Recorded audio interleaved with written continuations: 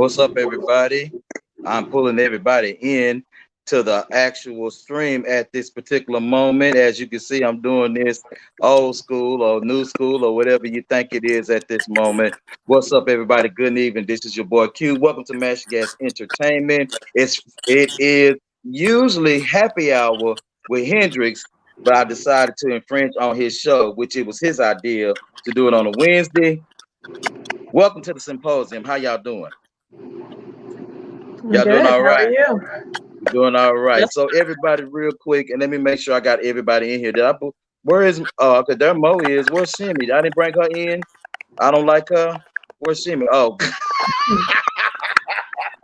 I'm sorry, Shimmy. My bad, Miss Shimmy. I'm so sorry. Okay, everybody, again, welcome to the show. Listen, if you have any comments, things of that nature, I'm going to be putting the link up in just a moment for you guys to join the show. Listen, welcome to our first MTG Symposium.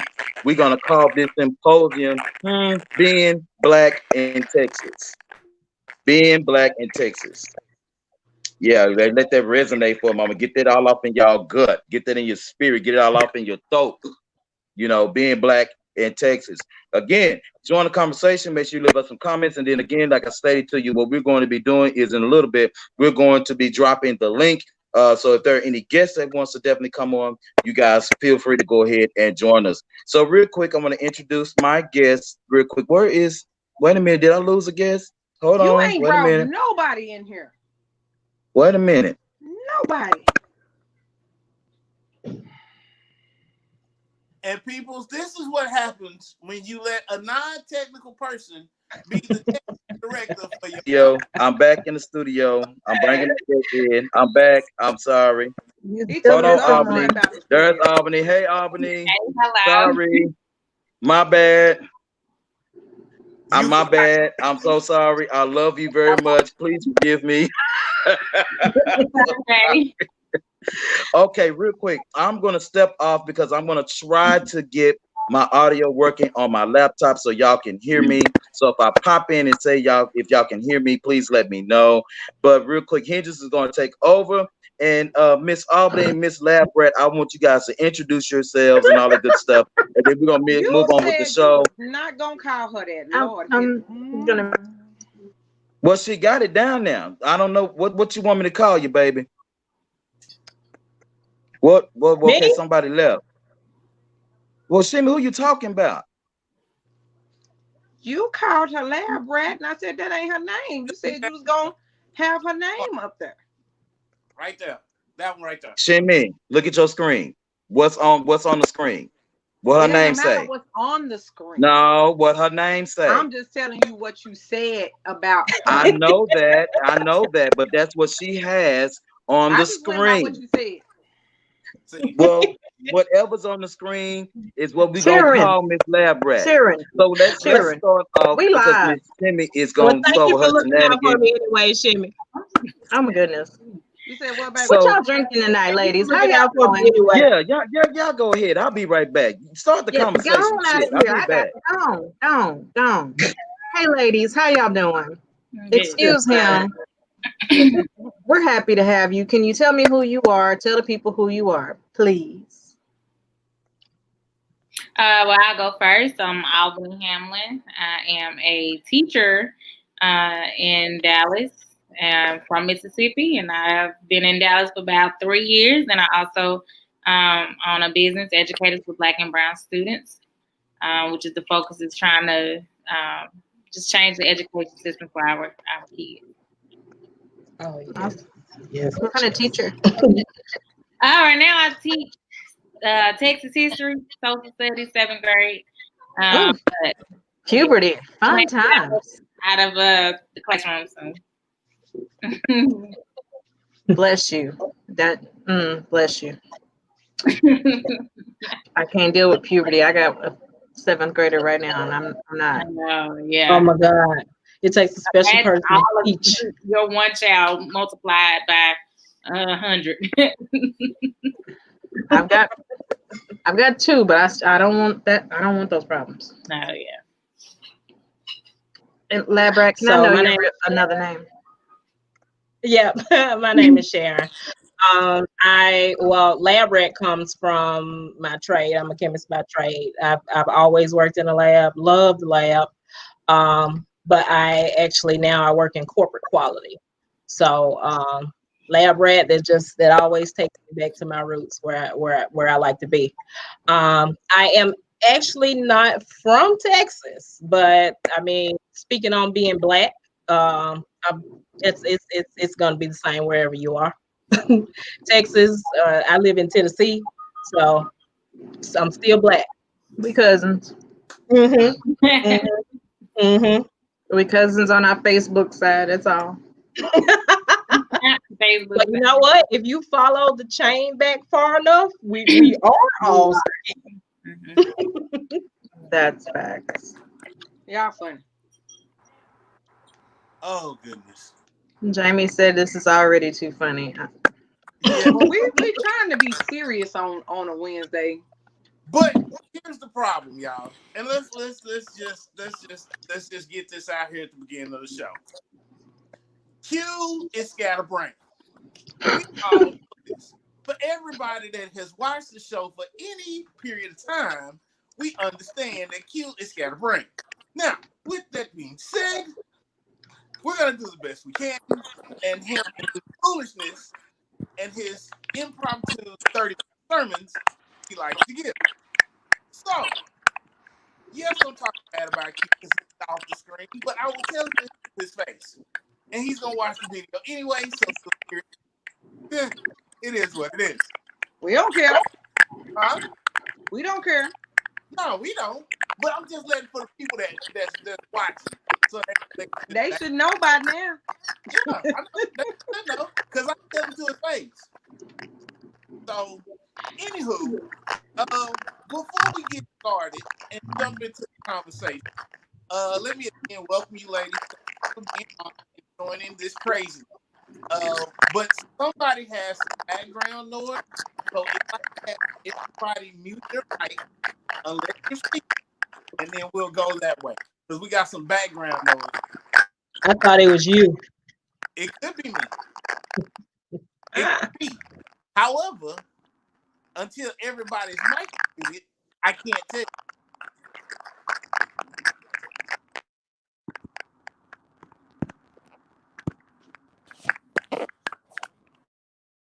And it's not me because I muted my mic and now Mo and she's gone. And the background noise is gone. Coincidence? I don't know. Anywho, so I guess let's just get started. So I was about to say. huh? I was about to say. Let's go for what we know. Yeah, let's go for what we know. All right, let's go for what we know. So first, we're gonna get started with a couple hot topics, right? Before we dive in, get everybody loose, get everybody warmed up, get you used to being on camera. Miss Albany, Miss Labrat, Sharon, y'all new. So we're gonna break you in a little easy. We just ain't gonna dive in. We're gonna walk in. We're gonna walk down the hill. We're not gonna run. All right. So if we going down the hill, we just gonna roll. And if you've ever watched us on Thursday night, we can just roll. Gonna roll down the hill. And baby, I'm a big girl. I'm a roll for real. Okay. For real. However you want to view it, we get gonna down the hill. Easy. Can I roll with you, Hendrix? No, not at all. Not even a little bit. We're not doing that tonight. We have, and this is not the time. Right, we are serious. Y'all had him blushing so hard last week. Oh my God, y'all embarrassed him last week. Goodness. Okay, let's do. Come on. Let's hot topic. Come on. Let's talk about that WAP. Okay, so more like that DAP. Okay, not that WAP, baby. No. So either one, it didn't work. Right.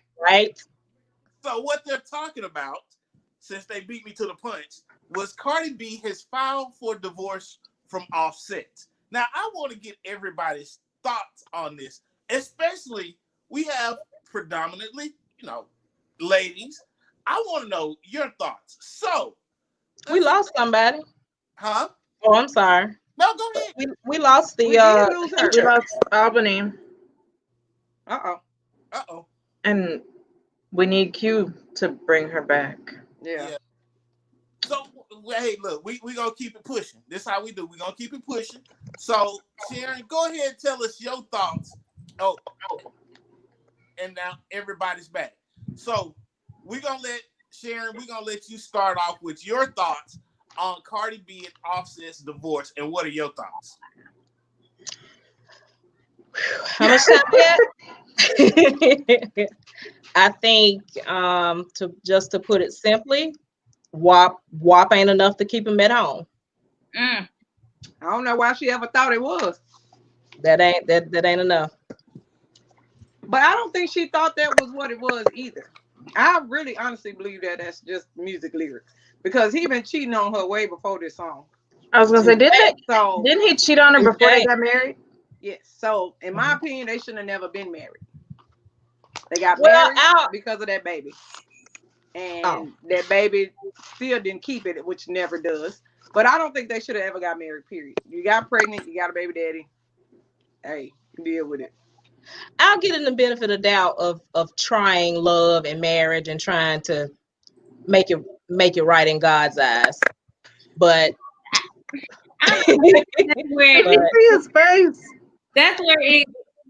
that's why marriages and divorce. I mean, like divorces happen is because people they're having their minds this ideal relationship that, okay, because I have a child with this person, I need to get married to this person so that my child can be with their both parents. But in reality, your child deserves to see a healthy marriage, a healthy relationship. So if you don't have that, it doesn't matter. It don't matter what's going on. You need please. Guilty. Sorry, I didn't have it in front of me. I'm trying to push for something just because we had this idea in mind that it's supposed to look a certain way, and it's like, no, just keep it moving. So can y'all hear me? Yes. Yes, we can, Chad. First of all, let me defend myself on the scatterbrains comment. Uh-oh. I know that I can be rather scatterbrained. However, I had an audio issue. I don't know why my Bluetooth just didn't connect and the shit went wrong. And that's all I got to say about that. He told you, Reggie. That's all I have to say. Did Mo what happened to Mo? We don't know. I don't know, but she commented, she says she doesn't have a WAP or a tap. I ordered my bell. My bell should be here.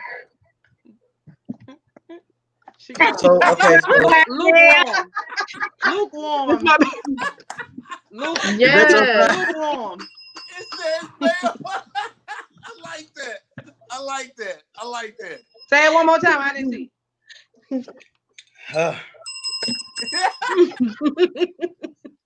Okay.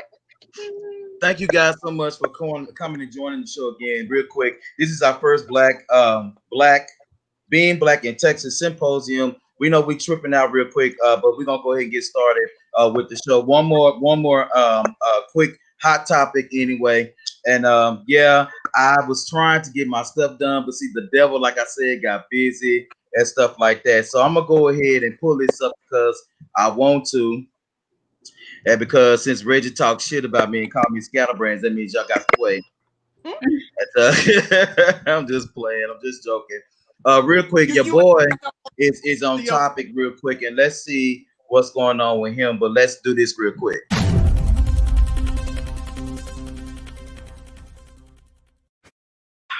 Your boy Kanye West pissed on his Grammy. Your boy Kanye West pissed on his Grammy. Now, according to what is this? Yahoo Entertainment.com, Kanye took a piss on his Grammy and said that the music industry basically was modernized slavery. Now, real quick, if I go ahead and share the screen so you guys can see what I am seeing at this moment. Kanye urinates on his award and all this good stuff. He's taking the stream of consciousness to a new level. Real quick, here is the piss video. Wow, it's a whole video. That's gross. So, Yeah. so I think that's disgusting. Number one, for you to pull out your private area and put that on social media as if that is okay. That's number one. Number two, is he correct? Now Kanye's made millions of dollars. He's now a billionaire, but we know Kanye has a lot more going on other than music. So is he telling the truth? One thing I need him to do is to drink some water with that yellow ass piss. Now, Nasty. Nasty. now, I will say this: for a person that says slavery was a choice, and you in the music industry, by what choice? So, bruh, you may not be happy right now with where you may not able to create good music that everybody want to listen to. Your last album might have went wood if it didn't go copper. But don't be mad at everybody else because you are not in the spotlight. You probably should have stayed behind the scenes and continued to create beats because that's where he made most of his money. I ain't gonna know. Kanye fan. Kanye was a very good rapper. Still a good rapper in my opinion. He just went off the deep end post Kardashian. That was his issue. Before Kardashian, he was fine. Post Kardashian, the fire. I mean, he didn't. I don't know. She burnt him. They mess up every man. Not So they mess up every man. But they how mess up everyone. how disrespectful is that though? I mean, for you to, as you said, Q, pull out your private and make a video. You know what I'm saying?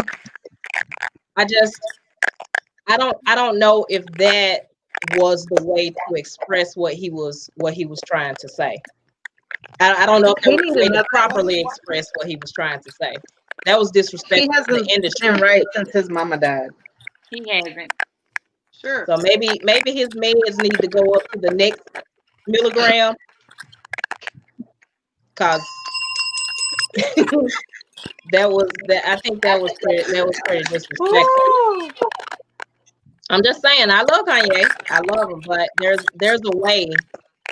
There's a way Right. to express that, you know. Right. And and I agree with you, Lab Rat. I agree with you because and real quick, hello, YouTube, Periscope, and now Twitch. We are on So Twitch. Oh my God. I was like, I thought I'm he was gonna talking go on about the Twitch. dance for Twitch. My bad. Right. When he said that, I got all excited because I like that man. Oh, we I on was like, Twitch man, now. he can move. He was on. Hello. Yes, he can. Oh yeah, so we can stream 5 different places at once. Bam. He was Okay, on the second stripper movie, and I was excited. Mm-hmm. I'm Mm-hmm. just pull it off right now. Don't play. What, Reggie? What? I'm What? like, what y'all talking about? Twitch, the Twitch. dancer. Twitch. He was on Step Up and Magic Mike. Twitch is Oh nothing but wait, which one was he on Magic Mike? I saw Magic The Mike. second He was one. on Magic Mike too. Yeah, he's on Oh, second I one. didn't see the second one. Oh yeah. You Nope. need to see the second one. The second one has He has came more on. chocolate. Yeah, he came on after Michael Strahan's Bad Dancing. Yeah. you know what, Shimmy? Shimmy, this is what you get right here.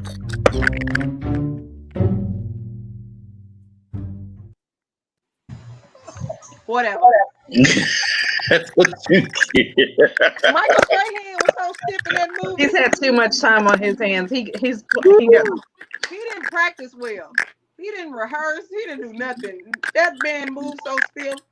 No sir. No sir. Well, Okay, moving on. Kanye done peed on his Grammy.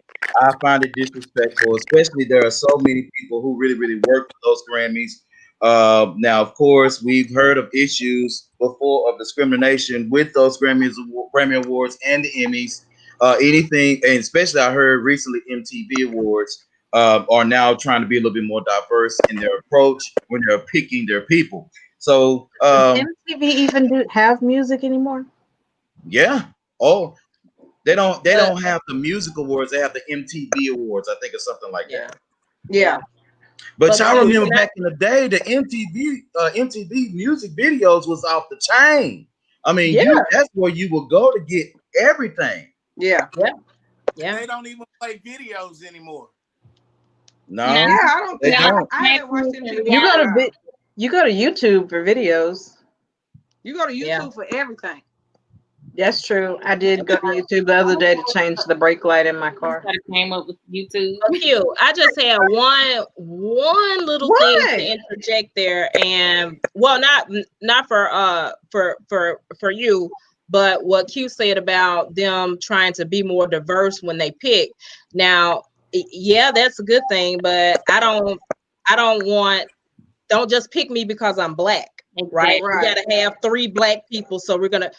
I'm working hard. Pick me because I'm deserving. I mean, put more of us in the pool, but do the diversity thing on merit and not simply because of a quota per se. Yeah. Okay, I agree with you, Larry. Right? Just like, for example, Halle Berry got her Emmy for Monsters Ball.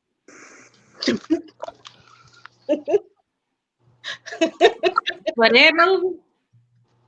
Listen, Halle Berry is a great actress. Hell, I probably would have been satisfied if they would have gave her the Emmy for Baps. That was my movie. I mean, if you're gonna give it to for Baps, cool. I mean, but losing Isaiah, a lot of different movies out there that she created, that touched the heart. Hell, X-Men. Queen. You. I was gonna say, what about losing Isaiah? Yes, I agree, but what about Swordfish or the 007 movie? Right. Yes. Yeah. But she got it from Monsters Ball out of all movies. I think what they were trying to credit was the message in the movie overcoming the racial wasn't worth that same barrier. Well, not going to touche. But that's the only thing that I could credit with Monsters Ball. Was her Shimmy? Go ahead and show everybody why they gave Halle Berry that Emmy.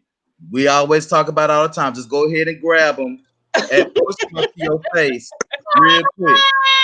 Halle Berry ain't got enough titties. Okay, Halle Berry charged those people. Okay, they never gonna have this. It was $2 million per breast for her to reveal her titties. Can I get $2 million, baby? These suckers is huge, baby. These worth a good 4, 5. Let's get serious. You brought it up. So I just said, if a C cup can get 2, imagine what. I'm trying to hide mine, but if we want to go there, they're there. Put the J cup on the screen if that's what we gonna do. I'm just saying. Did you I got cleavage? Got Look, you busted me about cleavage the other day. You said I should get mine, so I made sure that I was covered up today. Well, not me. That your hashtag isn't boobs. My hashtag is boobs. Listen, I never complain about seeing cleavage. You know That's what I don't fail to realize. I don't have a complaint. I just try to make everybody comfortable because it could be about a couple 1,000 people that's gonna watch this video and they're gonna be glued to the camera like that. If that's the case, I'm trying to get married. Let me fix the shirt right, Moving on. I have a whole stalker now. I'm gonna start being covered up on this show too. Fix this. Lord. So to our guests, I'm sure you all watch the show. Yeah, welcome to the show. Right. Welcome to the show. Hey. Let's get serious real quick. Let's go ahead and get serious. Let's talk about what we're going to talk about. Of course, again, being black in Texas. Again, thank you all so much for coming on the show. I don't know what happened to Mo, and we had another guest that was supposed to come, so maybe he'll be on a little bit later. But let's go ahead. I think I want to tackle our first conversation on tonight. Black Lives Matter. The Black Lives Matter movement versus black on black. Whether it's crime, whether it's professional, anything of that nurture. And so, Albany, you were one of one of my guests that answered the fastest.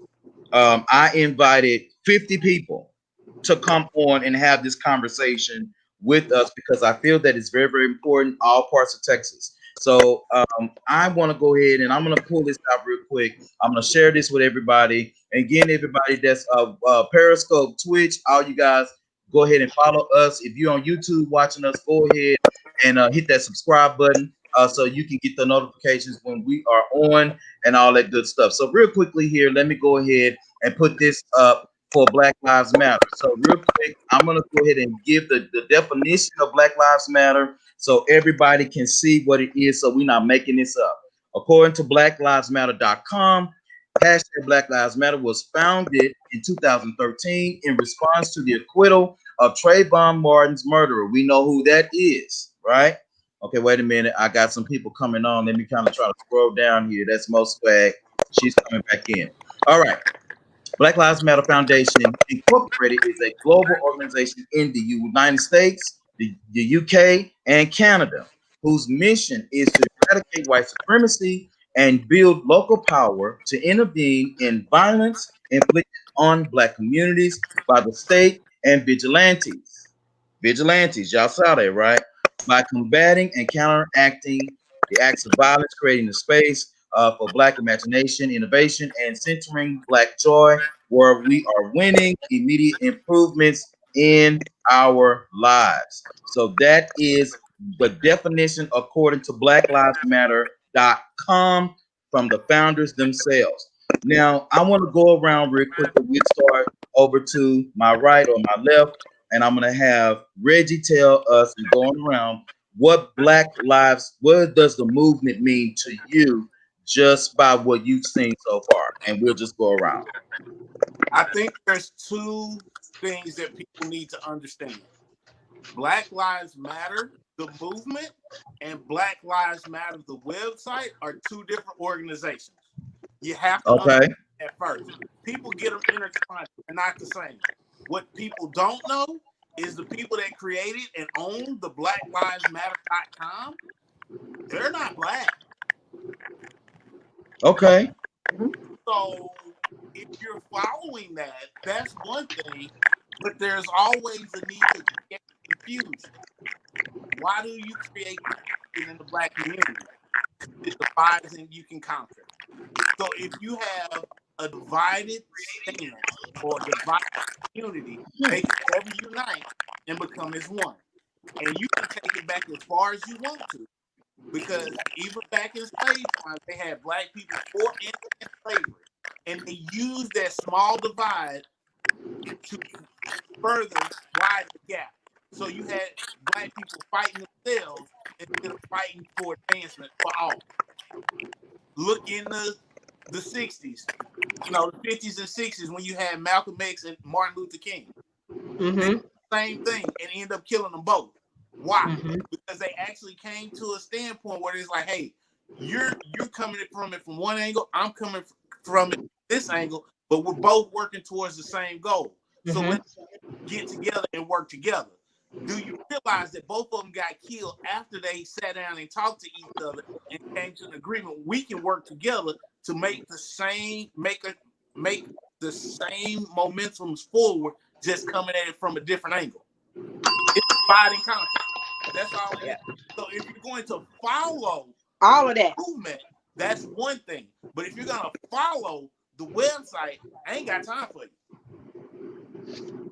And to take it back farther, Reggie, just to piggyback off what you were saying, if you go back to George Washington Carver and W.E.B. Du Bois, same thing, trying to push the race forward as a whole, but coming from two different perspectives. Okay, that's good. Miss Arbor, your turn. I'm right there. A lot of people are just attaching themselves to Black Lives Matter because it's a fad, it's popular, and they're not appreciating what's really going on or understanding the difference between the two. So I have a big issue with that, and I've said it before, and I'm sure somebody don't like it, but helping black people are the hardest people to help because of black people. Hit that bell. I say it all the time. I said it 1,000 times. Black people the hardest people to ever work with, and we all supposed to be on the same page. But because you want to be the leader and you want everybody to do it your way, you're gonna cause more discord and dysfunction, crabs in the fucking bucket. If we can put Jordan's name on it or say Wakanda, we can get together. But if it's anything else, these Negroes don't know what to do. They don't know what to do. They don't know what to do. And it goes back to the Willie Lynch letter, still in effect in 2020. But I think, like, saying that they don't know what to do is the biggest part, because the reality of it is that we don't know what to do, because everything has been tried, from the early 1900s, like you were saying, with W.B. Du Bois, and I believe I'm trying to say Booker T, but Booker T. Washington, both of them, trying to come together. Then you had Marcus Garvey, and then they had to send him back because he caused such uproar. And it's like, for so many years, you've had people who revolted. You had people who stood up and said, hey, no, we're not going to stand for this. We're going to keep fighting. But the reality of it is, when it comes down to oppression, especially oppression in the area where you are basically foreign. We are foreigners. We weren't in this country. So being stripped from our nature and being brought to a different country, being expected to just survive in a place where it's never created for us in the first place is the hardest part, trying to figure out how to survive a world we weren't designed for. That was never designed for us, because they're not making it easy. And no matter what we do, they're going to continuously always try to find some way. They when slavery was abolished, they came up with these other amendments to make sure that we can still become enslaved or oppressed without it looking that way, or at least being that way. With the Reconstruction, you had all of the black towns that developed, and black people were, doctors and lawyers and sheriffs and mayors, and what they do, they went and burned those towns down, no matter what they did. So then the reality comes in now. How do we fight a system that was never designed for us to live in the first place? I don't disagree. I follow you. What I don't want to say, but I will say, and I will add to that, one thing we could do is stop working against each other. Now, that is where all the other races have us beat 24 hours a day, twice on Sunday, because they stick together. You think all the rest of them like each other? It's not about like, but it's about coming together for the greater good to move the race forward as a whole. Now, should we be moving humanity forward? Yes, but I mean, we got to start where we're going to start, right? So it doesn't really cost you anything to work with your fellow man, to work with your brother, instead of pulling them back down in a barrel. Each one got to reach one. And if all of us do what is within our power to reach back and pull one up, we could go a lot farther, a hell of a lot faster. But that's where we got to start. But I think we do that. Back to the house. Go back to the house, because we need our families back together. We need to start with the family unit. We need to start with male role models. We need to start with present mothers that are not thotting it up. Take you up in the back room, but when you come out, I need you to be Hillary, not Hillary, but Claire Huxtable. Oh, okay. Bring Hillary. Bring that back out. So I was thinking of Fresh Prince because the reunion stuff, but. So let me ask you guys a question, because I find everything that you guys are saying very, very interesting about the movement itself, because we know that the movement itself is supposed to be something to unite us as as a people, right? Mm-hmm. I was looking at a couple of things. You said a key word. Supposed to. Let me get through. So it's supposed to unite us, and with Martin Luther King coming along, he's been shot. We talked about Malcolm X, W. Du Bois. We talked about all of these people. Why is it if we are so superior as a people, we know where we come from. A lot of us come from good stock. A lot of us come from people who like Mo. Was it your granddaddy Mo? One of them, your kinfolk, have a building Take that off her face. at one of the oh, you can't see it, at one of the colleges named after him. It wasn't because he didn't do anything to deserve that. This was something that Monique was taught to have pride in your ancestry. The different things that we forget as people that come from good stock. So what are we going wrong? Why isn't the movement enough? Are we too free? Do we need to be controlled? I mean, because the church do it all the time.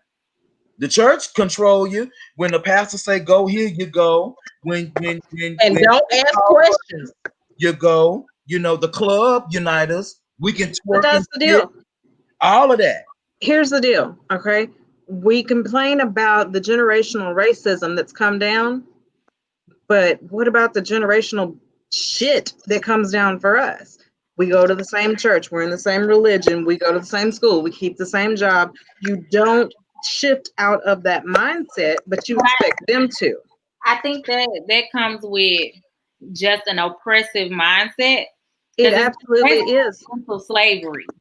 It absolutely is. But comes a point, and this is, so I do life coaching. And for me, I refuse to believe that people are not smart enough to change. If you were born and you learned how to walk and talk, you can change at any age because you didn't come in knowing. It's a choice at some point.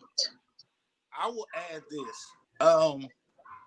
A lot of it has to do with expanding your knowledge base. Mm-hmm. I know people that are in their 40s and have never been outside of 635 in Dallas. I know people in Houston that have never been outside of Beltway 8 in their life. You're on mute. Huh? She talking down there. She talking real good, but she on mute. I said I know some people that don't even know nothing further than 20 West. So come on now. And so yeah, what I'm saying is if you don't expose yourself to something different, you're never going to learn. With that being said, I can't force feed somebody, right? I have to make it available for them, but they have to want it themselves. It's just, and that's like the choice. You have to choose to learn, but we have to make it readily available. Why do you think the first places where the schools and the libraries and stuff get shut down are in the hood?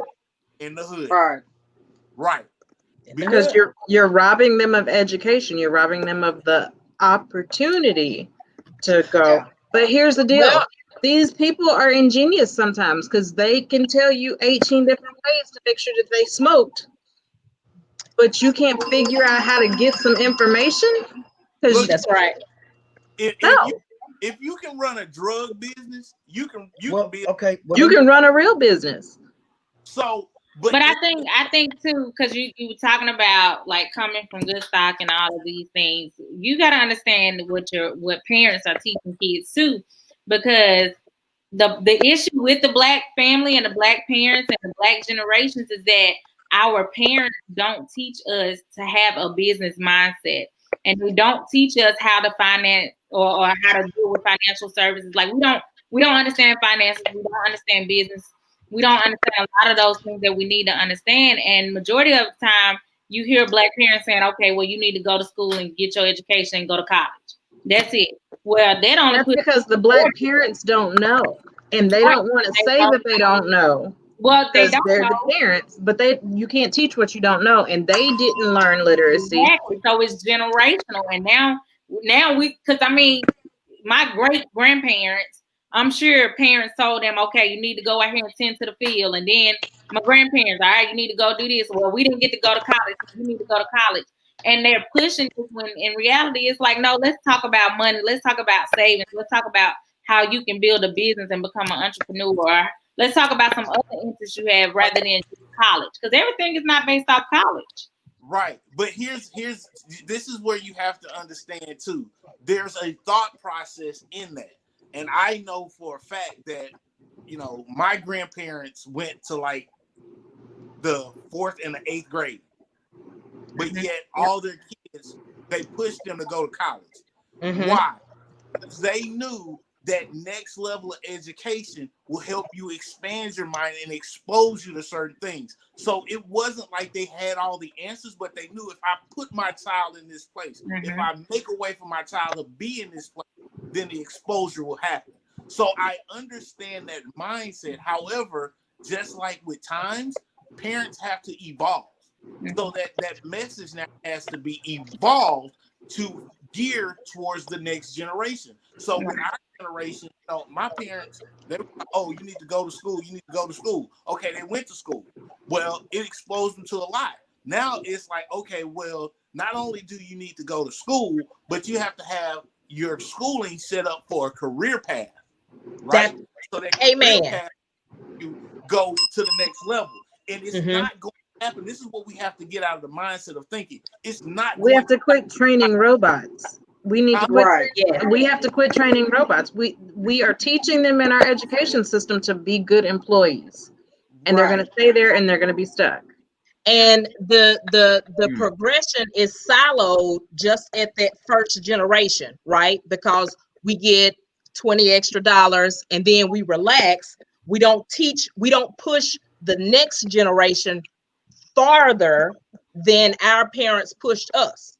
And the career path that we're the career path mindset is great, because our parents, because you know, grandma couldn't read. Now you have our parents who, oh, you got a good job and you can pay the bills. You stay there till you die. That's what my parents' generation was, is you stay there till, you know, you retire there. And now, go ahead, because you. I think it depends on the parent, right? And it depends definitely on the mindset. Because my parents told me, get a good job, get education, so when they piss you off, you ain't got to deal with it no more. You can go out, find another job, or start your own business. These were the options. This is why you get the education, so you can have multiple choices on what you want to do. You're not geared to have to work for somebody for your entire life. You have options. But Reggie, your parents were pushed. See, your parents were pushed farther, right? You had one generation pushing the next generation, and then this generation pushing the coming generation.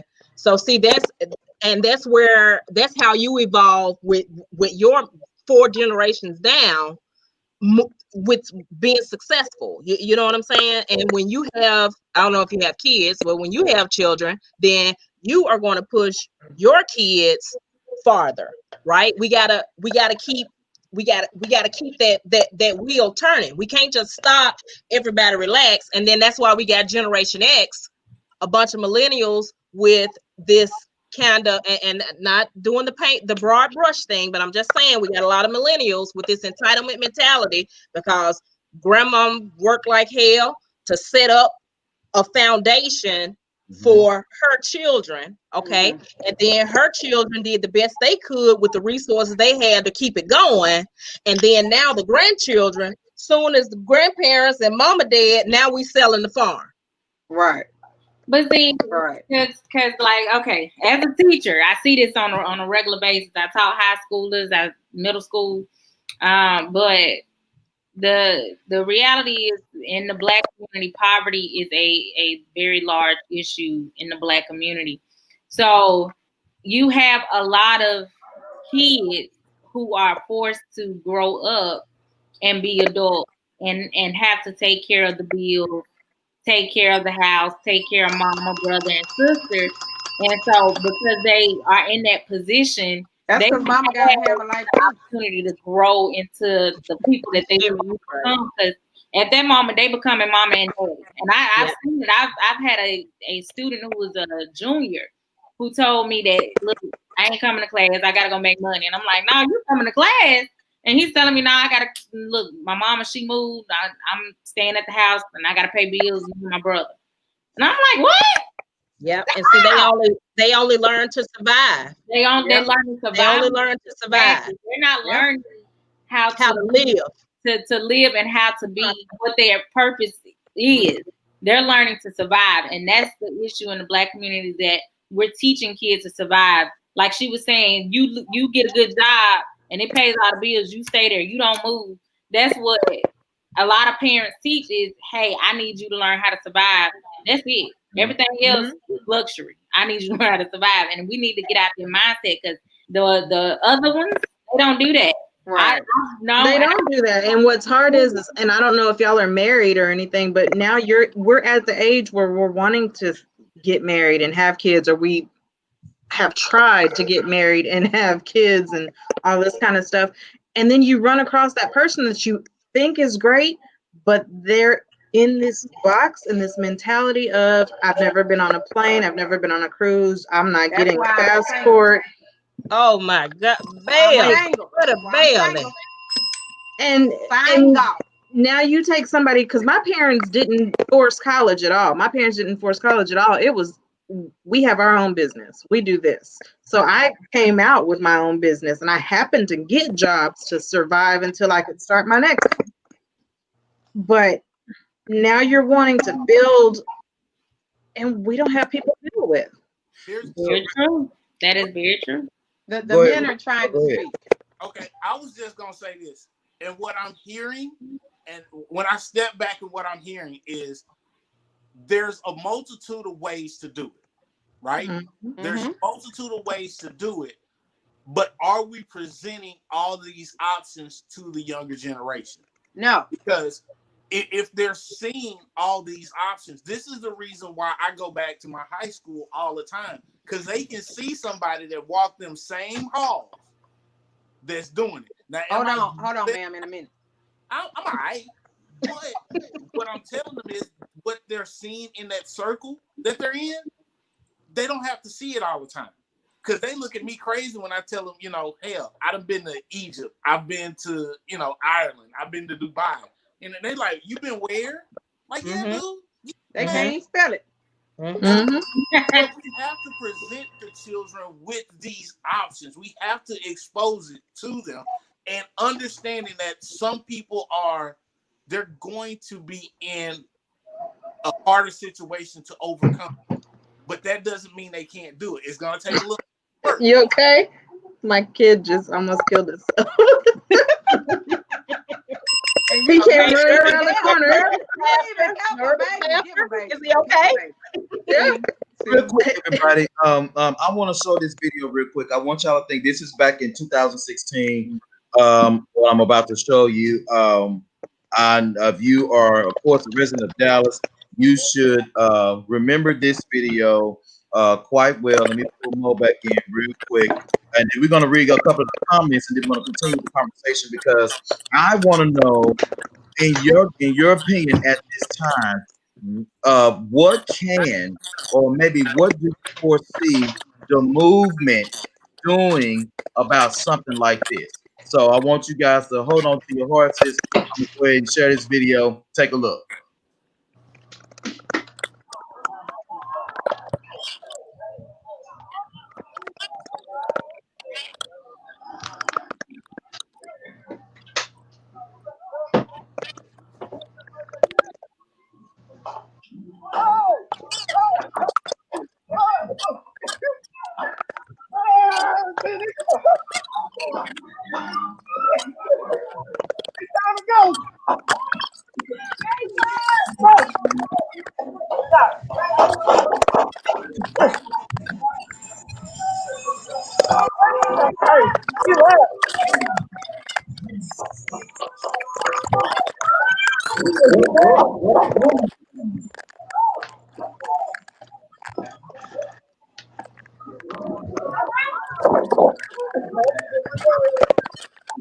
My bad, my bad.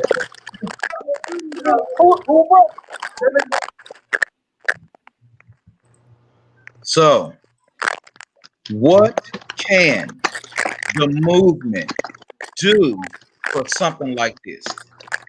Well, first you gotta understand the difference between the movements, because the Black Lives Matter movement is not specified for crime that is local crime. It's specified for your issues with racism and or the acts of racism and the injustices that comes with a Black person being killed at the police, or a white person and them not receiving the justice that they need. So it's still a difference in the movement. I think we heighten crime against each other because it's heightened in the media. Because most crime that you see, if I'm a Black woman and I go kill this Black man, no matter whether I'm doing it in the crowd or whether I'm doing it at home, it's personal. It has nothing to do with everybody else around. It has nothing to do with I want to do this because I want to hurt a Black person. It has something to do with I'm doing this because this is a person that offended me for whatever reason. It can be stupid as hell. But for whatever reason, this person personally affected me, so I'm going to personally kill them or harm them. It's not, I'm doing this because this is another Black man and I didn't kill another Black man. Can I just say this for a clarification purposes? Looks like Arbor. Mo, I haven't heard from you all night. What do you think? And then Arbor, you go ahead. Well, I don't believe Black Lives Matter or until Black America can work through colorism, we will always work against one another. And that's something that Black Lives Matter, the movement, is not going to address because you got a Nigerian, a transsexual, and somebody who married a woman. I don't know what that's called.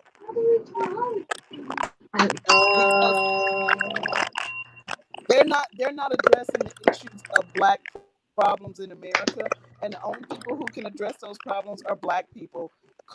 Colorism is at the root of it. I always tell people we've got colored people and Black people, and it's like oil and water. And until we figure out how we can fix ourselves, we don't need to look at anyone else to try to help us, and we definitely don't need to look at somebody who did a hashtag some years ago, and Nigerians who ain't never been on our side. Okay, Arbor, you about to say something after Mo. I'm sorry. I was. That really bothers me. I'm getting a lot of feedback. I can't hear her. Yeah, somebody, Mo, can you mute your mic, please? I have a lot of animosity to the Black on Black crime statement or whatever. Here's the deal.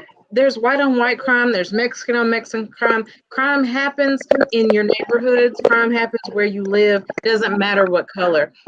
The problem is we give them a lot to put on TV, and they know that when they control the media, they can put on there what they want. So they're going to sensationalize it. It looks good for them. It makes them feel better. But who shoots up the schools? Who's the serial killers? Who's all the pedophiles? Right. Okay. Let the Black on Black crime take care of themselves, because we have to stop, because those are the colored people. The Black people have to take responsibility and get rid of that.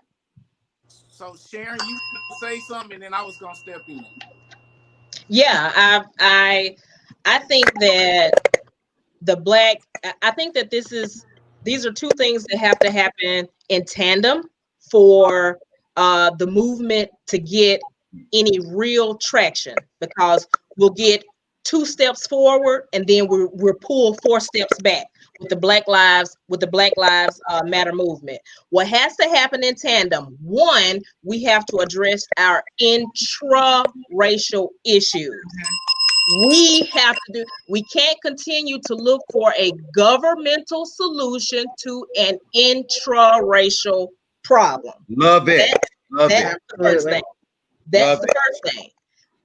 So that it matter to us first. Mm-hmm. And the next thing is getting a handle on this police brutality and the just this oppression from law enforcement. Now, I'm not saying that all police officers are bad. I have police officers in my family. I have friends that are police officers, but as long as we continue to give them let me make sure I get my words right here. We need to not be so involved in criminal activities, which helps to create this haven for the bad apples to continue being bad apples, pulling us over, shooting us in a seatbelt, beating us upside the head, men and women. You know what I'm saying? Things have to happen in tandem. But how do you explain when you have people who are getting pulled over, who are getting beat upside the head, being shot in seatbelts, when they have no criminal activity, when they have... Those are the bad apples. Oh, I'm sorry. I'm listening too fast. Go ahead. I'm sorry. No.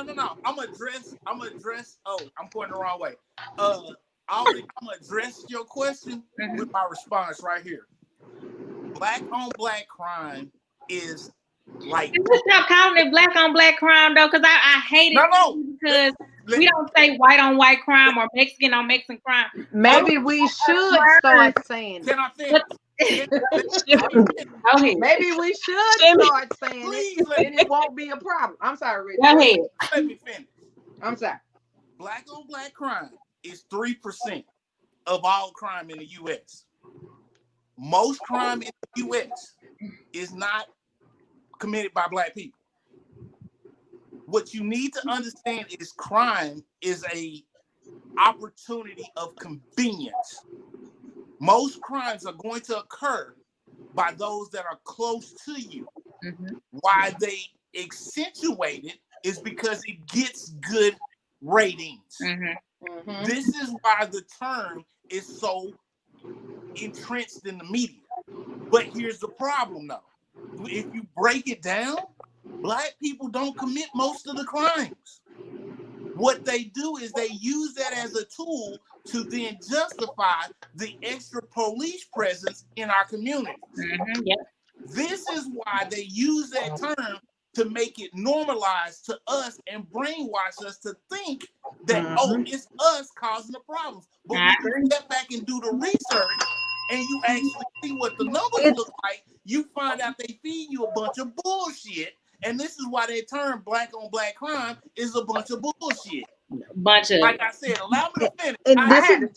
This has gone on forever. It's gone on forever. Has this skewed view of what black people are. They already come out with it because this is all they've seen on the news. With the alphabet people and normalizing these little boys turning into little girls and wearing fingernail polish and, you know, I have 2 boys. We ain't playing that shit. Okay? Let's just call a spade a spade. I don't care. I got alphabet people in my family. I love them dearly, but God, no. Bring some men back. Act right. This is why, and they're making it normal, just like they made black on black crime normal. They're making it normal because we're not going to have a generation of black men next year and the next, 15 years. They're going to be, I don't know what they're going to be at that point. But I just don't understand how it ain't right. You want to be a girl. Like, have you even... That's another attack on the black family. Because if we're not reproducing, I mean, a few more generations, who are those little girls going to mate with, right?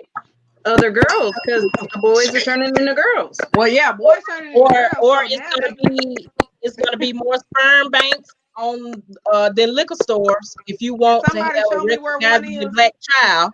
Show me where one is. Show me where one is, because I'm Can looking I for say something volunteers. real quick? I think that all what we're saying may be true. But however, the only thing I guess I would say is this: okay, well, I guess Reggie will be back in a second. But when it comes down to black people being free, we're not talking about, because we're not in shackles. Everybody, we ain't in shackles. Mentally, we That are. doesn't mean that we're At, free. Just at because this they're not on our hands and our feet doesn't mean we're not. That's Right. what I'm saying is physically shackled. We're nobody. We're not calling nobody massa. Unless if you like the girl that we showed on After Dark the other night, kneeling at our man's feet. We're not doing anything like that.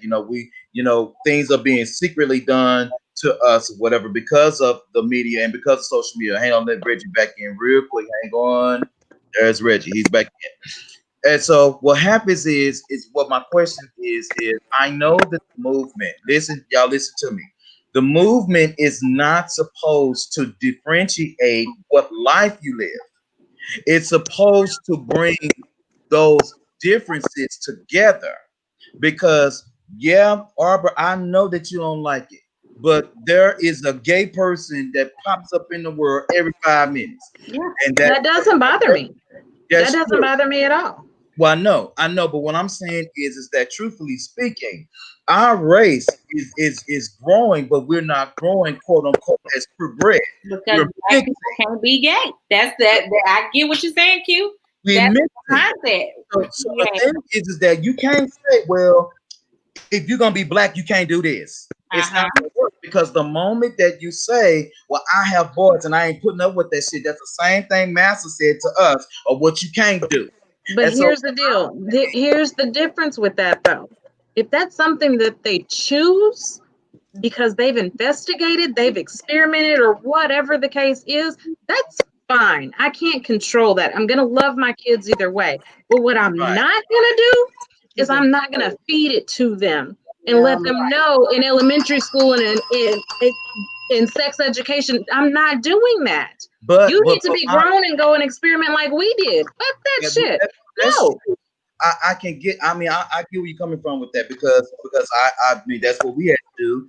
But we can't say, honestly, none of us can say when you're different and when you're not, because like, for example, let's take sexuality out of it. What if I'm just a person that like young girls? What if I like to prey on a person that is way younger than just nasty. Man, a grown ass nasty. Pedophilia is not a sexual orientation, sir. Well, that's true, but what I'm saying is that difference. And it ain't a mental illness either. But if you in your orientation, it doesn't matter if you're light or dark. We all gonna be looked at as the same thing. So what I'm saying is that when it comes to black people evolving, our mind has to evolve with the time, because as much as we like to say, okay, well, yeah, don't get me wrong. I grew up old school, single parent. My pop wasn't there. My dad, lived 15 minutes from me. My daddy was a pastor. My dad did everything under the sun. With people at his church, got all these goddamn kids, didn't do shit for them. But here's the deal, and I get that, but here's the deal. We are already behind, because every race has them. Every race has them. There's some, when I tell you there's some beautiful other race drag queens that could, get any man over me, like they're gorgeous. I have seen not a matter of pretty men. It's not a matter of a race issue with them doing that. What I'm saying is we are already behind the 8 ball when it comes to our black men. We have to step in and give them something to look at, so that they don't just go with what everybody else is doing. I get that, but then I go back to what you were saying, because it's like, yeah, I can put myself in front of this black man all day long and be like, hey, look at me, choose me, because, the reality is we just don't sorry, Hendrix and Q. Y'all just, some of y'all just gone about your business. But outside of that, We ain't shit. Man, We ain't shit. You know. You're not, but I love her. but if the man, Albany, you gotta watch that. I got Facebook jail for saying that now. Oh. But no, if the man is homosexual or if he has homosexual tendencies, then it's really nothing we can do. And the reality of it is that we want to have this idea that Black men can't be gay. And no, I mean I would love for them to all want us because the ratio of Black men to Black women is very low. It's a small pool of Black men and a whole bunch of Black women, and we hungry. But the reality of it is, if he gay, he just and he probably got there at 4. I mean, I hope not. Hopefully, he didn't get there at 4. But some people do talk about the attractions that they had as kids that they couldn't explain. Some of them talk about the fact that maybe somebody molested them or raped them, and they need to have a safe space to speak on that and get help with that or whatever the case may be. I just don't, the same way everybody was talking about WAP and how that didn't need to be a representation for our kids and role models and all that. Okay, so why is a drag queen representation? Why is it okay for a drag queen to represent? I don't agree with them. Like, I don't agree with certain shows and certain commercials because I do feel like they're forcing it on them. I teach in schools, and even in the younger age brackets, it's if they don't want to be addressed by gender, you have to learn how to. Are you kidding me? That's a boy. I'm gonna say him. Label. Now, I mean, that's just the time we're in. Everybody have a label. Everybody do everything. Go ahead, Hendrix. Go ahead. Okay, this is, and I get the point you ladies are trying to make, but do you not realize that circumventing from the movement is also part of the divide and conquer theory? Yep. Mm-hmm. So you can have Black Lives Matter. Then they came out with All Lives Matter. Then they said Black Gay Lives Matter. Mm-hmm. Follow the process. Step back and look at it as a whole. Anytime that there is an opportunity to divide, if we're trying to move the whole race forward, and if that is the goal, what should it matter if you're gay? It shouldn't. What should it matter if you're straight? It shouldn't matter if you're not breaking any laws and you're living your life. What should it matter? But what happens is they create these little nuances for everybody to get stuck on, and you create the little nuances to create the division. Right. And that's what we have to get away from. Stop falling for the fucking okie doke. And I don't mean this in any disrespectful way, but if you are not okay with something in your home, train your children in that to say, hey, look, you may see this, or you don't know it in your home, but you your home. Somebody tap a bell. Yes, you do it in your home, so when we step out in the world, we're not divided. But the division in public is what keeps us from moving forward. Mm-hmm. Again, you have to step away from that mentality, and I get where there's passion behind it. Because best believe, you know, Mom, right? You work with her. Is she frozen, or am I frozen? Oh yeah, I do. So I think she was a little dazed for like 3 seconds. I was like, "Hey, Q." He has that. Hey, Reggie. How y'all doing? You know what? I'm gonna stop bringing Reggie on the damn show. I'm tired of, I'm tired of this shit. Look, I said, "Hey, Q" first. Don't act like you didn't hear me. Hush. Made me feel like I'm like this.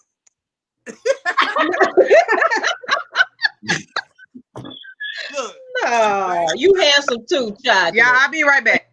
Thank you. Back to what I was saying. Well, damn, Shimmy, straighten your shit up. I gotta do something real quick. I'm still here. Okay. Back to we have to stop letting the divisiveness in public divide us in public. If you notice any other races, right, when they're out in public, they're united. Whether they totally agree or not, they united because they moving forward as a unit. You handle that shit behind the scenes. Be like a big family. You know, we might fight with each other, but we gonna get together and beat anybody else up. You know, if we had that mentality, I don't know, because I've seen. I'm from Mississippi, and trust me, I've seen them all. So I've seen the very ones you're talking about in the same setting. They're as a group, and they disagree with each other, and you still have the same bickering and the same fighting. But like we said before, that stuff is not put in the media. It's not anything that we see all the time. That's the thing. It's something that happens. The reality is that we are the same. We just not treated the same. They do the same exact stuff that we do, and no, they don't. Not always. I mean, some of the outside stuff they do, but when you take it back to the home, when you take it back to the base, there's 18 of them living in a house, stacking money and opening businesses. When we kick them out at 18, going, "You grown, get out of my house," and they don't know nothing, they can't survive, they struggle. And they quit going to school because they can't afford to go to school and work. And, you know, we come in behind because we won't support each other. But that comes back to what I was saying about poverty. Poverty is the number one. So if the Black community had money, if we came from money the same way we made money. Hold on. We would be able to. We got plenty of money. We just have poor financial literacy. But we're not making enough money because the average Black person makes what? 20, what is it, 22? The average Black person has how many pair of Jordans? They make enough money. But that's not every. That's what you bought Jordans for. You could have bought one stock in something. But that's a stereotype. That's not. I mean, we have this stereotypical mindset that Black people spend their money on Jordan. I mean, I know Black boys who do, but I'm saying we thinking like, okay, Black people don't have money because they spend money on Jordans, and they spend. Well, white people spend money on Prada and everything else. I mean, they spend money. They spend money, but they're taking their extra money and spending it. They're taking their dividends and they're spending it. That's right. But then coming from a house, coming from poverty, coming from a house where you making minimum wage, and you barely making $22,000 a year. We all been there. Oh yeah, but I'm saying coming from that house, and I'm spending all my money on bills, okay, and I either don't have extra money left or I do have some extra money left, and okay, well maybe I want to buy some Jordans. That doesn't mean that I don't have money to save. I may not have enough to save. Well, maybe I do need some shoes or whatever the case may be. I think we just have to understand that poverty is more of the issue rather than like how we spend our money, because if we had money to start off with, it takes money to make money. So if we had money to start off with, then we could invest in businesses. I wish my grandparents and my mama and everybody taught me how to invest money. And I wish that they had money to give to me and say, hey, go put this money over here, invest in this company, go invest in that company. That's how they keep their money rolling. But for my mama, she didn't have the money to hand to me and say, hey, go put that toward the business. Go put that in the savings. You know, my savings account probably started with $20. That's probably started with $200. It's a very big difference. Well, after Reggie gets through with what he's going to say, I'm sorry, Red. I'm going to let you get through just a second.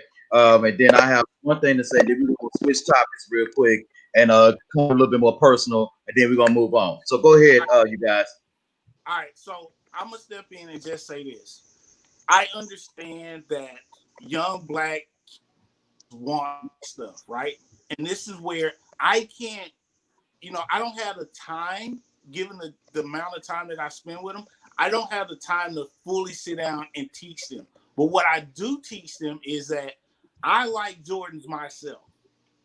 However, instead of me buying the Jordan, what I do is I tell them, look, if you can buy 3 pair of Jordans in a year, you take 2 of them Jordans and you don't buy them. You go buy Nike stock. And what happens is by the time you get that third pair and you're going to actually go get them, you done got a dividend check for Nike, and it pays for the Jordans that you want on your feet. And this is what I teach them, even though I only have a few minutes. They like, dude, them the fresh J's. How you rocking them? And I break it down to them, so they like, oh, so you get your J's for free? Yeah, bruh. I ain't. And that's the exposure. Yeah. That's the exposure that they need.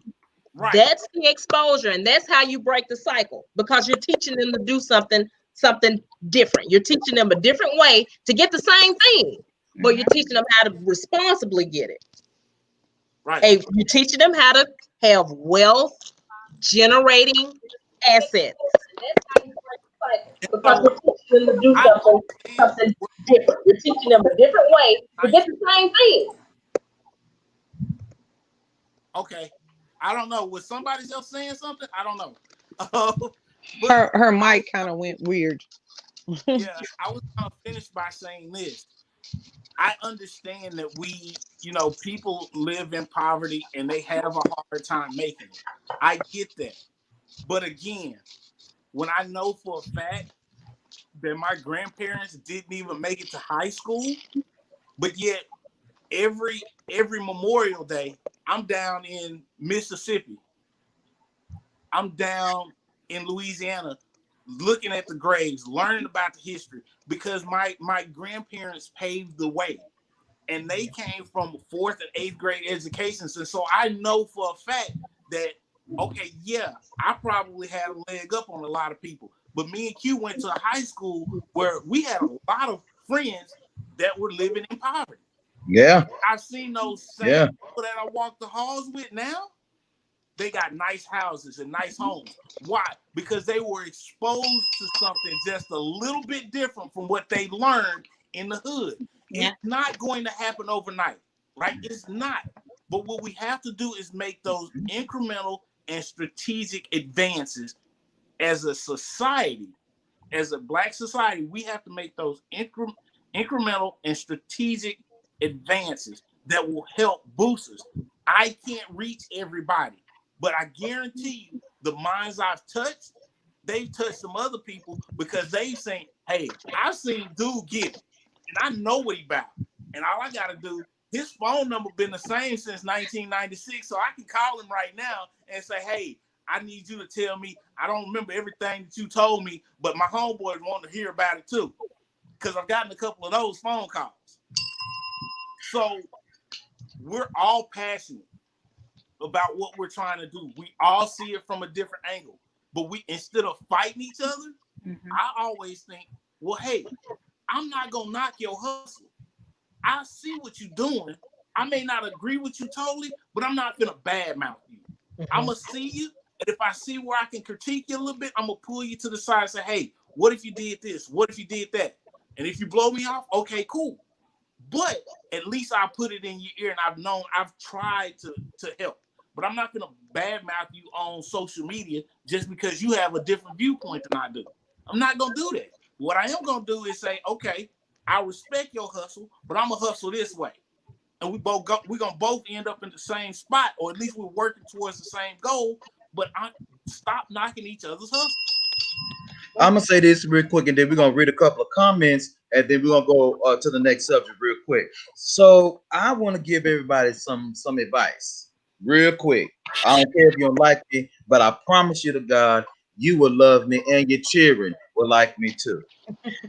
The first piece of stock that I invested in, hear me good, was a Folgers jar with my pennies.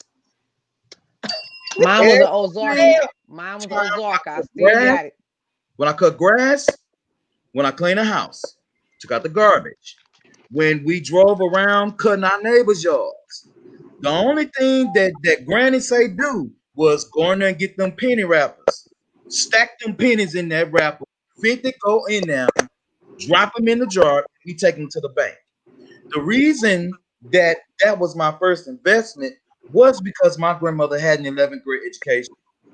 And when my family was growing, before I got here, my great-great-grandfather was a wealthy Black man. However, he could not read. And his slave master let him land that a white man took from him because he could not read.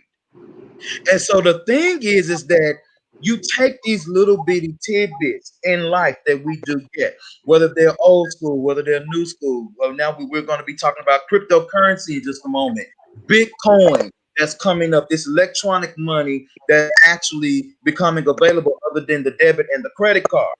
You know, these different things, simple mathematics that we have to learn as children are not being enforced in our homes because either we're hiding it from somebody that's going to take it from us because they got a habit or we don't know how to save it.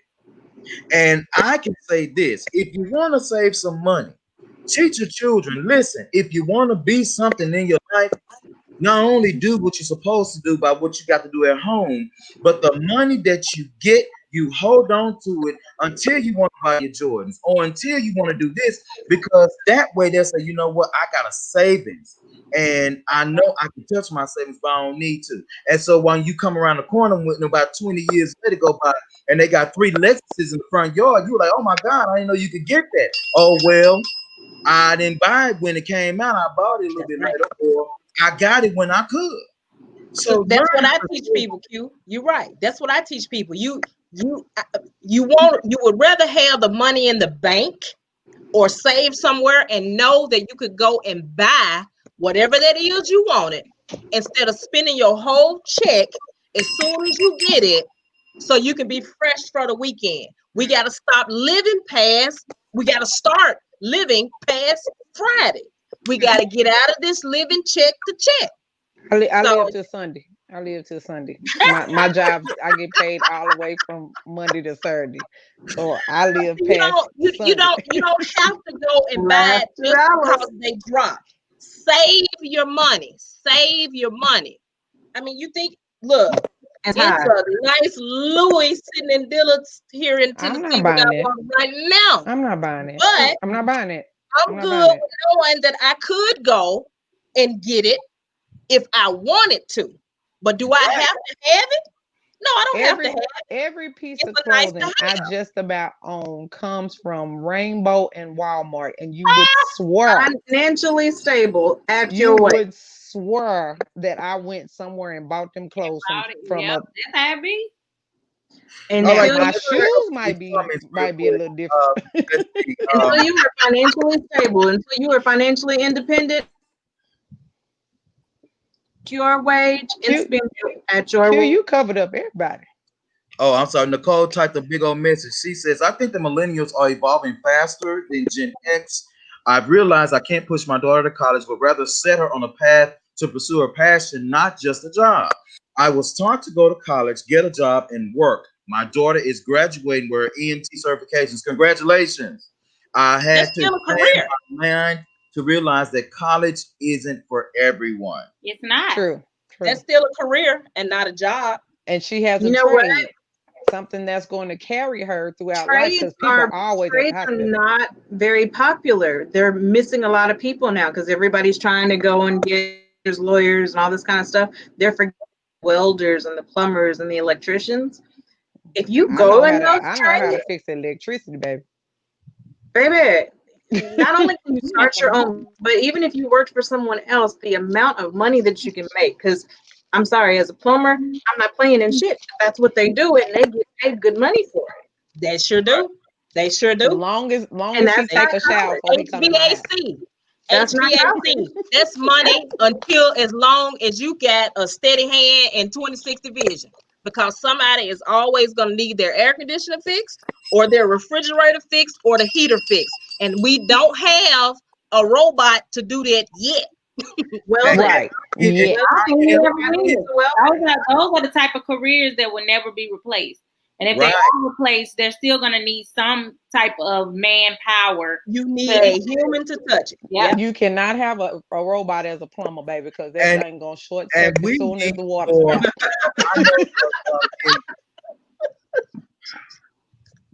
I know that. I'm gonna give you the bell anyway, Shimmy.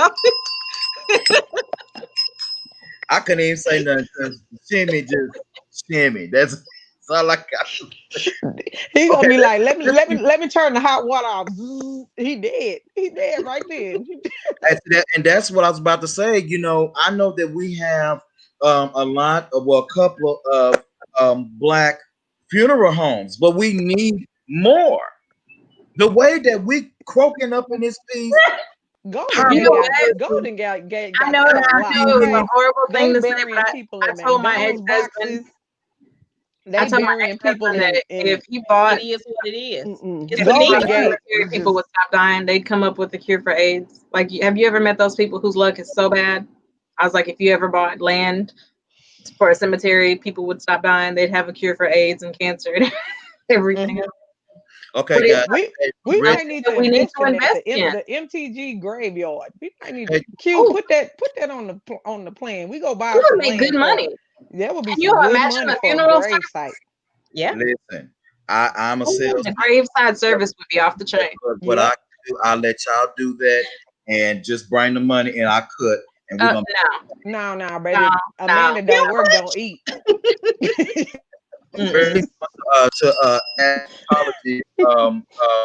He's not feeling good. So he needs to rest.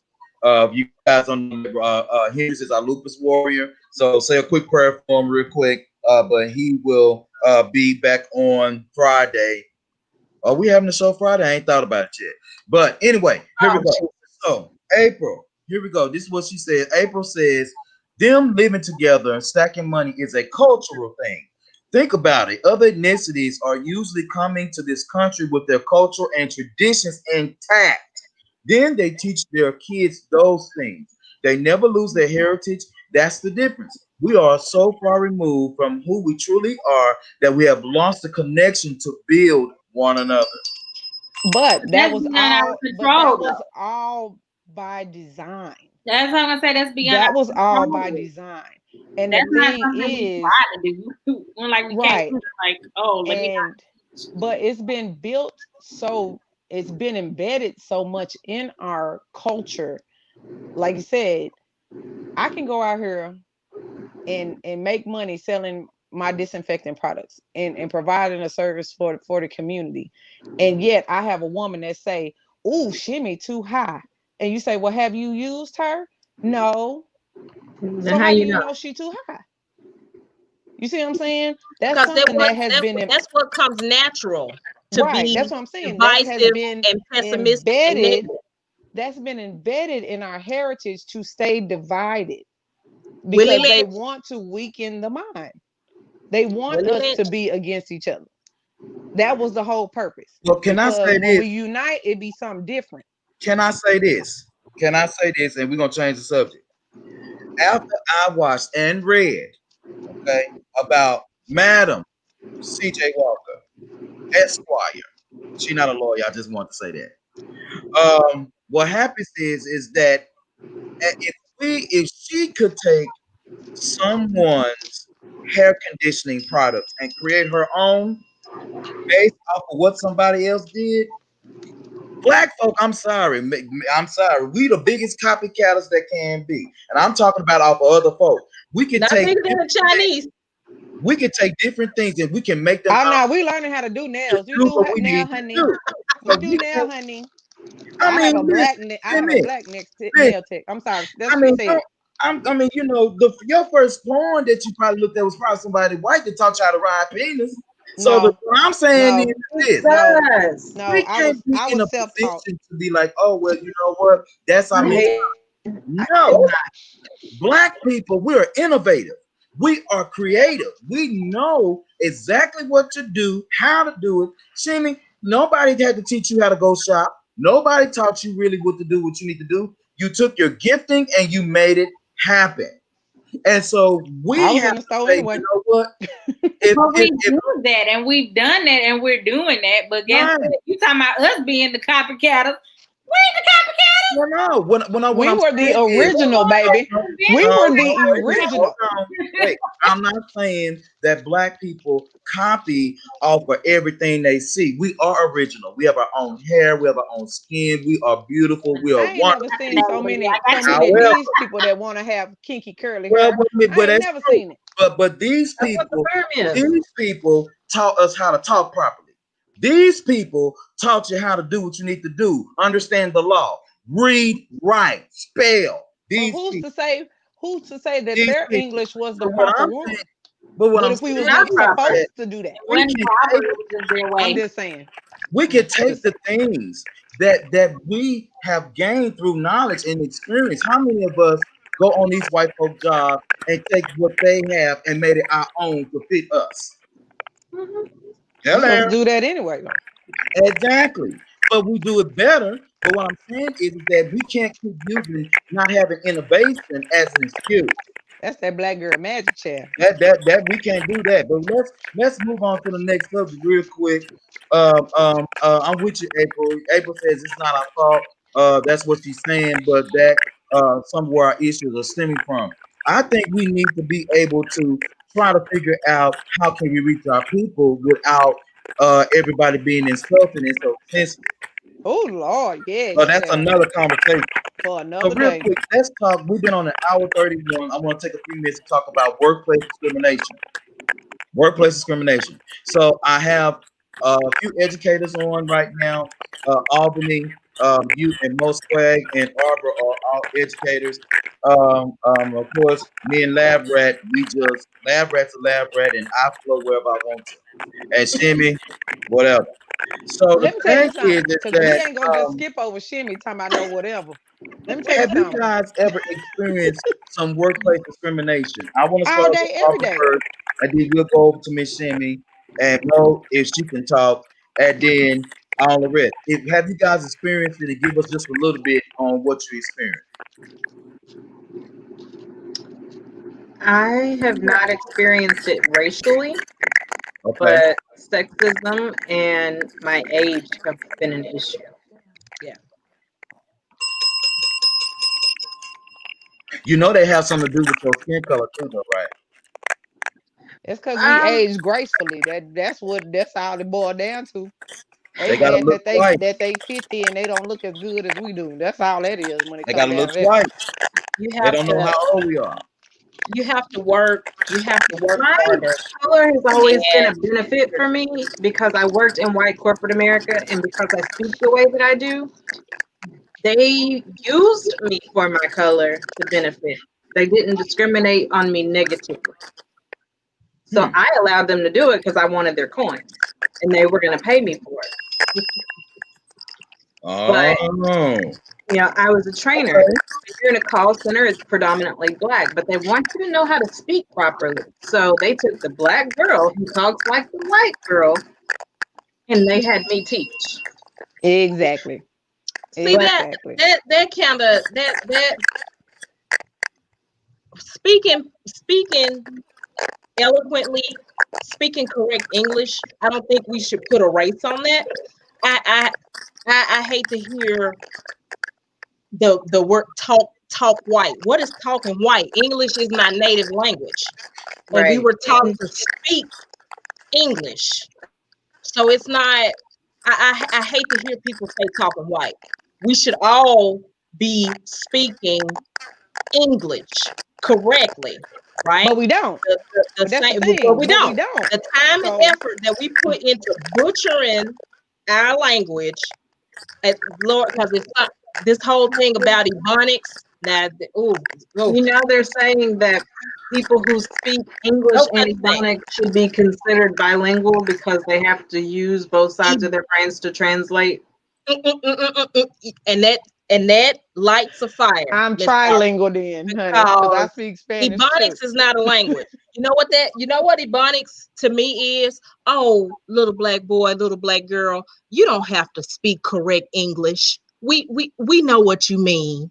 You don't have to learn how to read and write and enunciate. No. Again, You a way just to keep keep with us your divided. Ebonics. A way to keep us divided. Yeah, Same see, in thing. my house, you would get hurt. And it keeps you oppressed. It keeps you oppressed because Mm-hmm. even with this music and all that, I can promise you they're not going in the boardroom when it start time to talk about royalties and all this here. You're in there talking like you got some sense. Mm-hmm. But How hard that's the deal. Right, and street. Baby, some of these rappers out here got better They college all degrees they all than switch like somebody. that. Even in the other cultures, they do. Because Lady Gaga in her meat dress is actually more on the Frank Sinatra side. And she said, I went out here like this to grab my people so that when I did come out as me, I can take them anywhere I want to. Right. And that's what, P. Diddy did. That's what all of these other guys who act hard on the videos and they talk all this, but when they go in that boardroom, it's suit and tie and it's correct. Girl, Future, but that's what the 2 kids are not Chainz, all of them know how to talk in the boardroom, honey. That's right. But see, they want to keep for the ones coming behind them, they're it's selling this bad influence. Right. Yeah, it's this whole image. And that's another thing that we need to teach our children. We need to help them understand that these people are entertainers. You need to separate entertainment from reality. Right. From but reality. The thing is, even with them being entertainers, they again have to reach back. Yeah. Because the thing is, and say, hey, this is how I am for the public eye. This is how I make my money. But when I go in this boardroom, they ain't gonna play with me because I have a college. Lil Wayne got a college degree. 2 Chainz they have a college degree. You see what I'm saying? But no, I know that I can make $5 million screaming 2 Chainz. You know. But I do have a problem with all of them going to other countries and building schools and getting fresh water and this, that, and the other. And so doing it here. Because Flint still got a water problem. There's still kids, there's people in Dallas that are homeless and Black. Right. That's right, Miss Barbara. You going over there. I have a problem with you using your clout as a entertainer or celebrity or whatever and going and doing that. I mean, great. Oprah, I'm happy you have your school over there. Please don't talk about her. How many schools did you open Moving here? on. I don't want to talk about her.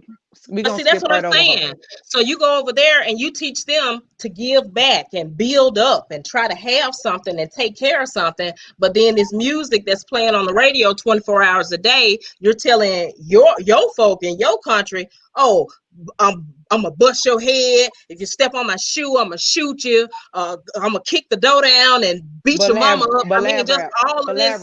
What you have to admit that is some good Saturday morning cleaning music. Okay, I don't know about y'all, but I got a whole trap house on a Saturday morning. Okay, I don't know about y'all. We have our guilty pleasures. Hey, thank you. We are spiritually wretched. Nicole says being able to speak Ebonics at home and proper English in corporate America is code switching. There should be a master tag about the Obamas on it. And then Paul says it's easier to build schools abroad and to help with the infrastructure abroad with the red tape it is over here. True. April says, and less capital to do things in other countries also. So that is absolutely true. But the problem with that is there's too many churches, white churches, that have built schools and they can bypass that red tape. So not we all of it. it. Not all of it. They're private schools, though. They're not private. They're but not why don't we do that? But why don't we do that? We preaching tithing. We are preaching and preaching and preaching tithing and all this kind of stuff. Why aren't we opening a school? Why aren't we doing? They're teaching. I teach in those private church schools. Those are the only schools I teach in. I've got 2 Black students out of every school that I go to. Only 2. They teach their kids from pre-K up. You don't have to go to school all week. They go to school 3 days a week, half days, and they get all of their work done. So they're instilling a mindset in those babies that as long as I go in and bust my ass and do my work in this short amount of time, I can do whatever I want with the rest. That's how they start. And they're preaching God and they're preaching work ethic. They do all of this. Why can't we? If we're going to steal something. I mean, we have a lot of private Black schools, but they cost money. And so because they cost money and they're not cheap, no private school, whether it's white or Black, is cheap. So it's going to be more expensive to send your kids to a private school than opposed to you can go to the school down the street for free. And you can ride the bus. I don't even have to drop you off. Private school, I got to drop you Lazy off. mama. I got to pay for you to go. That's okay. I'm not going to do that. So a lot of parents not going to do that in the first place. Well, the thing is, a lot of Black parents can't do that They because they have to be at work at 6 o'clock in the morning. Yep. And they don't get off till 10 o'clock at night. And they got real quick, up and dropped off at the same time. And that's because we don't have a community helping raise our kids because we don't like our neighbor, and our we don't neighbor like can't the tell neighbor. our kids You nothing. better not hit That's my right. kid. Well, I ain't gonna You say I better don't not like the tell neighbor, her but I ain't gonna nothing. trust But my I, neighbor.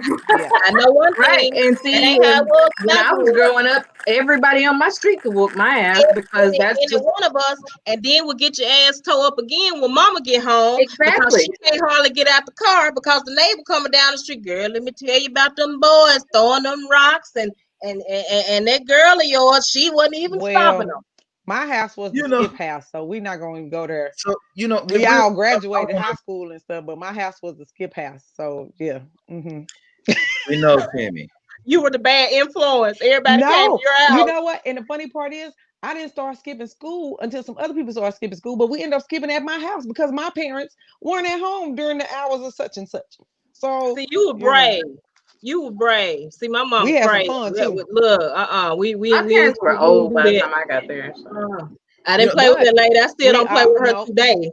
But we Monica, that is absolutely right. We need to bring the village back. That is part of the problem. I agree. So real quick, we talk about discrimination or any kind.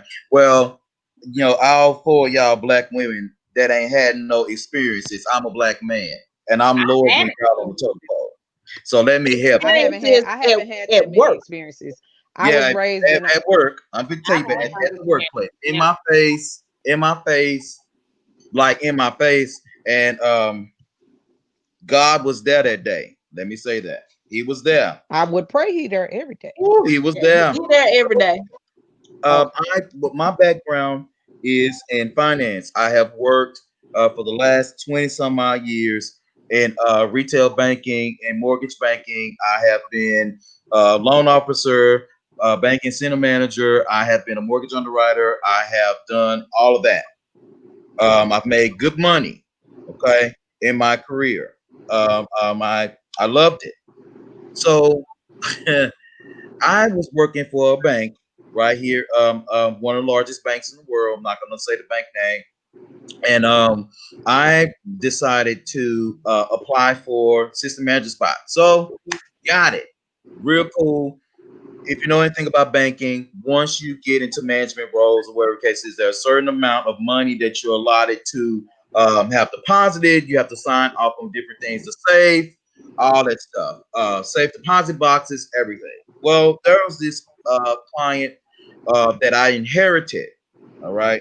Client didn't like me. When you're a private banking client, you have your own private banker, period. Doesn't matter if you have a certain amount of money. The regular people, the regular folk, they don't deal with you. So was taking care of some business. Client comes in, asks for the old AM. I introduce myself. Hey, he's not here anymore. I'm taking over this, that, and the other for you. Is there anything you need me to do? And so he says to me, well, I need to take a look and see what's going on with my bonds. I need to find out what's going on with this, that, and the other, my investments that I have with your bank, what are the CDs running at, everything. Well, before he got there, right? Because I find it insulting. If I'm coming to you and if I have my name on my chest and under my name it says assistant branch manager, you should automatically know at that moment that I should be competent enough to do what I need to do. But we don't go there all the time, right? Whatever. So he's asking me all these questions. And while we're talking, I said, okay, well, is there anything else you need from me? Is there anything else you'd like to discuss, whatever the case is? And he was like, no, I don't want to talk about anything else. I just want the information that I just told you I wanted. Before he got there, I had already put together his whole entire portfolio. Right? That's what bankers do. When you walk into a banking center, and I'm sorry if y'all never got this kind of treatment before, I'm talking about everybody on the other side of the camera. When you walk into a banking center, they know you by your first and your last name, by your balances. Can I get a bell ring? They know you by your first and your last name. When you walk up in there, if you got a certain amount of money, they know who you are. So gave him his entire portfolio. We talked over this information, and even though this was kind of messed up, I took it as a compliment, but I almost let that dude. Well, I let him have it a little bit. You didn't give him the full Monty.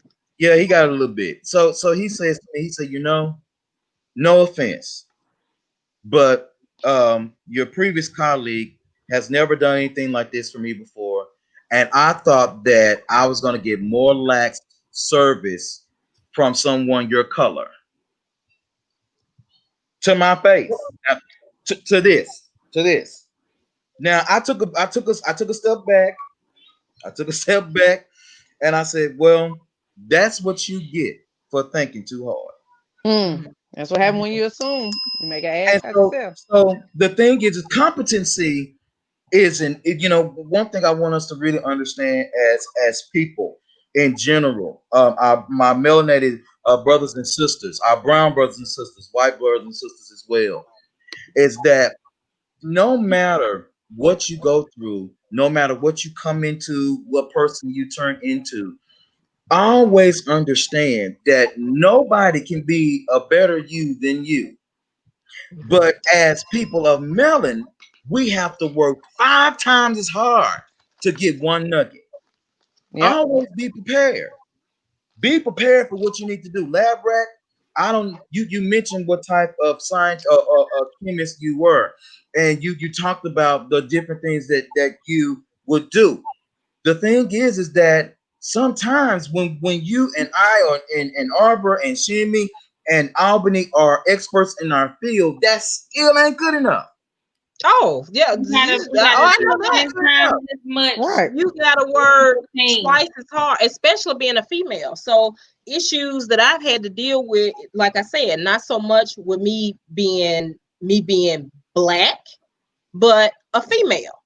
You know what I'm saying? Right. So right. there are, but there's a way to deal with that. And this is what I teach the ones coming behind me. You always hear that, and Shimmy and Arbor, Albany, I'm sure you guys have heard it. You got 2 strikes against you, black and female. Yep. Okay. Right. So that means that you got to work twice as hard. You have to. You're challenged. You're challenged more. You got to know your shit. Right? You got to know it. But that shouldn't make you a victim. Right. That should be the fire that gives you the tenacity to excel. Right. Do what they think you can't. Yep. Right. Do it. Do it. Be it. It's what you make it. So you can be the victim and just sulk down in the chair and be stuck in a rut. Or you could go out and get it. Reach. If I can see it, and it's in my reach, it's mine. And nobody can take that from you. If it's meant for you to have, you will have it. Correct. So I was blessed on my way up the corporate ladder. I had really good, don't let me say I have really good mentors. And I had people who saw something in me and understood my hunger and my drive, and they helped to set me on the path. And I'm gonna tell you something. All the time, they didn't look like me. Right. Some of the ones that looked like me were trying to hold me in the barrel. So it's what you make it. It's what you make it. We could be victims. If I had I'm gonna tell you something. My mom, Southern mom, that lady didn't play. But she wanted better for me than what she had to deal with in corporate America. So she would try to teach me things and kind of guide me coming up. If I had $1 for every time this lady said, ain't no daughter of mine, so and so and so and so. Right, right. Yeah, I would be balling. I would already have that Louis I was talking about a few minutes ago. You don't want that. But I digress. But she wanted better. She wanted better for me. She wanted to teach me how to navigate those waters in corporate America so I would know how to deal with that. And I wouldn't be a victim. Now, you know, I'm a little rough around the edges. I'm a little more aggressive than most, but I want what I want. I want what I want, right? But I would say if you're trying to make your way up the corporate ladder, for number one, don't take your hand out of God's hand.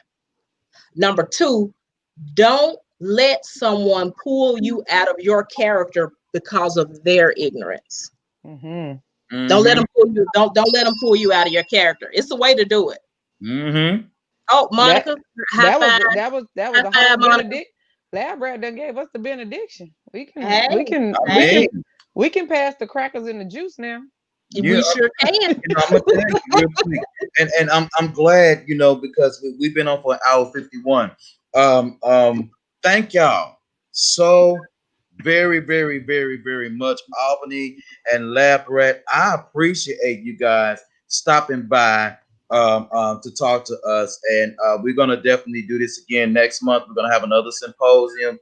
Next month's symposium, I'm not really sure what it's gonna be yet, but I think I want to dig and mess with people about child molestation at home. I think that's a deep conversation in the Black community because that's something that has happened to a lot of Black people. And we sweep it under the rug and we don't talk about it because you're not supposed to let people know that you better say something. Type of people in your family, and when you can't let nobody know, Sheila them can't know, because if Sheila them know, then Sheila gonna go tell everybody else, and then they gonna think something wrong with us. There is something wrong with y'all. So it is something wrong. But of course, you know, Black families have this pride mentality that you can't make me look bad. If you make me look bad, telling it on, baby. I have a whole reality show. We telling it. Okay. Yeah. We tell it. We tell it. That's the thing. You got to tell it. You better tell it. You know, Uncle Bill, Uncle Bob, Uncle John, Uncle Chester. Chester, the molester. We got Charles. We got Charles and all of them in our family. I don't know them other names, Billy's and Bob's. Now them not our people. You know, you got Uncle Bill. They're there. We got Charles, and we can't. Uncle Bo. We can't just bury our heads in the sand and take the ostriches don't bury their heads in the sand. I got to stop saying that. But we got to stop turning a blind eye, and we got to start talking about it, right? And getting therapy. Black people. Let me get close. Therapy is your friend. Yeah. Stop holding it in. For the people in the back. Because what's buried alive never dies. Go to therapy. What's buried alive healing is sexy. Yes, it is. And let's be a professional. Wait. Healing is sexy.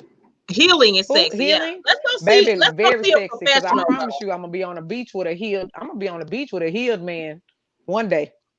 Yes. Okay. So we've been on long enough. Again, thank you guys so much for coming on. Of course, in addition of the show, I want to ask y'all come back and chat with us some more. Okay. I have one thing. I just have one more thing I want to say really quick. I want to talk to this for the people in the back. All of my brothers and sisters from other mothers. I think that we need to take a step back and ask ourselves why the hell we can't go anywhere and be in a crowd without somebody shooting. Why we can't have peace in our gatherings? Why? Because we don't live in what the can Middle we East. do to change? We don't live in the Middle. What can we do to in change the Middle East? We don't live there. Okay, we don't peace out there. It don't make sense that there is nowhere that we could go that it ain't somebody shooting or fighting or tearing up something. It don't make sense. There's a place I can go. There's a place I can go without prison. Prison? No, right here in my house. I'm gonna let y'all shoot outside. I'm gonna stay right here. Real stay right here. I'm gonna get some encouraging words from you guys before we're gonna end the show. Miss Albany, I'm gonna go ahead and start with you. Miss Labrat done gave us a benediction. Yeah, Real Miss quick, Sharon and don't get then we'll another one. go to Miss Shimmy, then Miss Barbara, then myself. Go ahead, real quick. What you got? Well, my encouraging words is just I don't know, continue to be black.